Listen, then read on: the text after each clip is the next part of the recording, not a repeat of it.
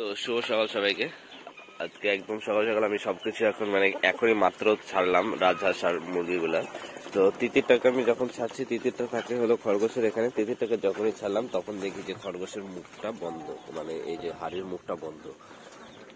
আর হাড়ির মুখটা বন্ধ, আবার এইদিকে দেখতেছি যে হলো খরগোশটা একটু পাতলা পাতলা লাগতেছে, আবার লোমও দেখি নাই শরীরে। তো মেবি বাচ্চা দিছে, এখন চেক চেক করে দেখি যে বাচ্চা দিছে কিনা। কিন্তু তার আগে একটু খাবার দিয়ে নেই, আর ঘাসও নাই। তো একটু ভাত দিলাম, ভাত খাক, তারপরে আমি দেখি। আমার রাজহাঁস গুলো ভাবছিলাম যে তাড়াতাড়ি ডিম দিবে, কিন্তু এবার ডিম দিতে এত লেট করছে কেন বুঝতেছি না। আর একটা ওই যে গত বছর ডিসেম্বরেই বাচ্চা পেয়ে গেছিলাম, ডিসেম্বরের 25 তারিখেই বাচ্চা ফুটে গেছিল, কিন্তু এবার এখনো ডিমই দিল না। ডিসেম্বরের আজকে 6 তারিখ, এখনো ডিমই দিল না। কারণ ডিম দেওয়ার পরেও তো কমপক্ষে 1 মাসের মতো কমে বসবে। ডিম দিবে কমপক্ষে 15 দিনের মতো। 15 দিন ডিম দেওয়ার পরেও 1 মাস কমবে, জানুয়ারিতে। তো এবার এত লেট হচ্ছে কেন একদমই বুঝে পাচ্ছি না। আর তার মধ্যে এখনো একটা কনফিউশনে আছি। বড়টা তো এটা তো মেল, কিন্তু ওইটা এখনো বুঝতেছি না যে ওইটা মেল না ফিমেল। আবার রীতিমতো বড়টার সঙ্গে যখন ব্রিডিং করতেছে দেখি প্রচুর লড়াই করে দুইটা, তারপরে ব্রিডিং করে। তো আমি সেই ক্লিপটা যদি হয় সম্ভব হয় আমি দেখাবো, যদি এখন হয় তাহলে এখনই দেখাবো।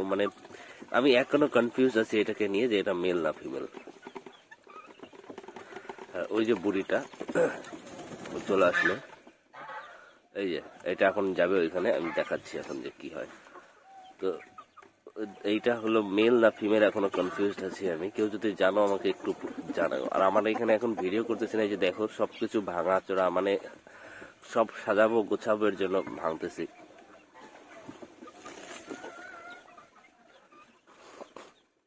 দেখি এখন কি করে।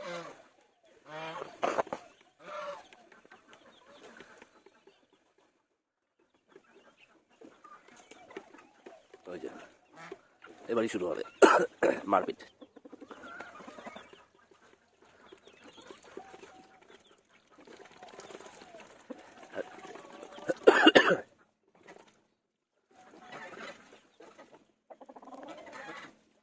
ওই বড়টাকে যদি আটকে রাখি তাহলে এই দুটার সঙ্গে ঠিক মতো ব্রিডিং করে, কিন্তু ওই বড়টাকে যদি হলো আটকায় না রাখি, ছাড়ি, তাহলে হলো ঠিক মতো ব্রিড করে না দুটোর সঙ্গে।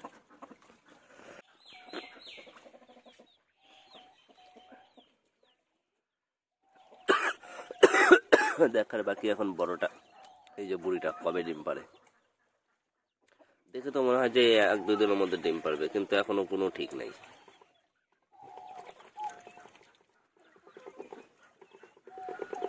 আবার ঘরটা সরাই দিচ্ছি, এর জন্য কোনো ঝামেলা হয়েছে নাকি যে হলো দেরিতে পারতেছে। কিন্তু ও তো যাচ্ছে, ও এইখানেও যাচ্ছে, এইখানেও ভেতরে বসে যায়। তো সেটা নিয়ে তো কোনো অসুবিধা নেই। আর মেলটা বড়টা প্রচুর অ্যাগ্রেসিভ হয়ে গেছে। এতদিন তো কাউকে কামড়াইতো না, ঠোকরাইতো না, এখন আমাকেও প্রচুর কামড়াইতে আসে, দেখলেই একদম দৌড়ায় আসছে কামড়ানোর জন্য। আর মেলটার শরীর একদম ভার হয়ে গেছে, দেখলেই টের পাওয়া যায়। ওর হাঁটতে হাঁটতে অসুবিধা হয়, ওই যে আর পেটের নিচটা অনেকটা ঝুলে গেছে। আর বেশি কথা না বলে এখন হলো দেখি খরগোশ বাচ্চা দিচ্ছে কিনা, যার জন্য ভিডিওটা করা, সেটাই একটু চেক করি। কিচ্ছু তো দেখা যায় না।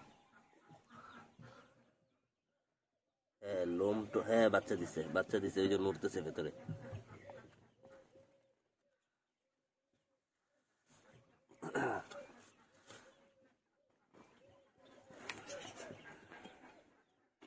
ওই যে বাচ্চা দিচ্ছে, ওই যে নড়তেছে। এখন কয়টা দিছে সেটা তো দেখা যাচ্ছে না, আমার হাত প্রচুর ঠান্ডা, আমি কি ঠান্ডা হাতে ধরবো নাকি? ওই যে নড়তেছে বাচ্চা, ওই যে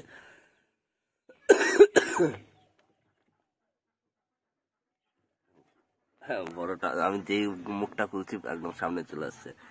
কি করে আমার বাচ্চা নিয়ে, বাপরে কি ঠান্ডা, আমার হাত প্রচুর ঠান্ডা। 1, 2, 3, 4, 4টা 5টা 6টা 6টা বাচ্চা হয়েছে। টোটাল 6টা বাচ্চা আছে এখানে।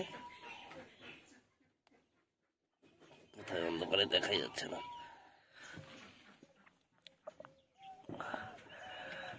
লো ব্যাটারি দেখে, ব্যাটারি চার্জ নাই দেখে লাইট জ্বলতেছে না। মানে 6টা বাচ্চা আছে আর প্রচুর ঠান্ডা, এর জন্য আমি বের করতেছি না, পরে বের করবো। আমার হাতটা প্রচুর ঠান্ডা, তো এখন রেখে দিই।